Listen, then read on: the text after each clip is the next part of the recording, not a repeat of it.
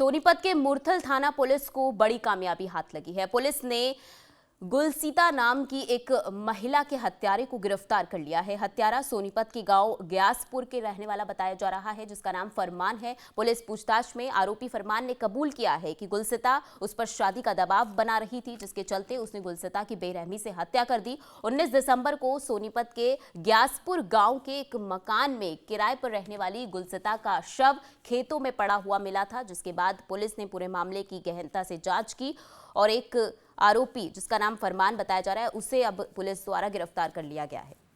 तो आरोपी ने पूछताछ में बताया है कि गुलसीता उस पर शादी का दबाव बना रही थी, जिसके बाद उसने उसकी बेरहमी से हत्या कर दी।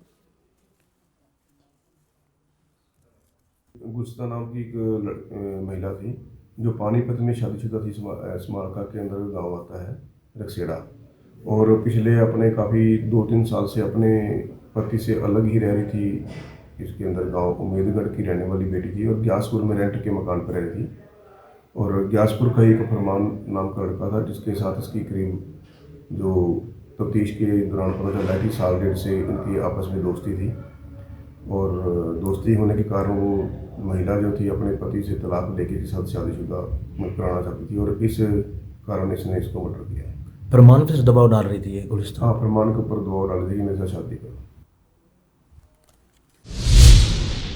सोनीपत के मुरथल थाना पुलिस को बड़ी कामयाबी हाथ लगी है। पुलिस ने गुलसीता नाम की एक महिला के हत्यारे को गिरफ्तार कर लिया है। हत्यारा सोनीपत के गांव ग्यासपुर के रहने वाला बताया जा रहा है, जिसका नाम फरमान है। पुलिस पूछताछ में आरोपी फरमान ने कबूल किया है कि गुलसीता उस पर शादी का दबाव बना रही थी, जिसके चलते उसने गुलसीता की बेरहमी से हत्या कर दी। 19 दिसंबर को सोनीपत के ग्यासपुर गांव के एक मकान में किराए पर रहने वाली गुलसीता का शव खेतों में पड़ा हुआ मिला था, जिसके बाद पुलिस ने पूरे मामले की गहनता से जांच की और एक आरोपी, जिसका नाम फरमान बताया जा रहा है, उसे अब पुलिस द्वारा गिरफ्तार कर लिया गया है।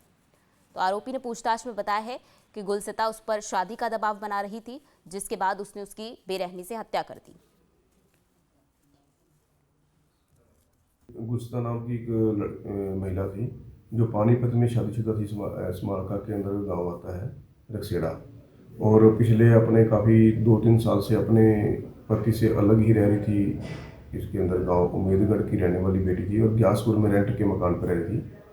और ग्यासपुर का एक फरमान नाम का लड़का था, जिसके साथ इसकी करीब जो तफ्तीश के दौरान पता चला कि 1.5 साल से इनकी आपस में दोस्ती थी।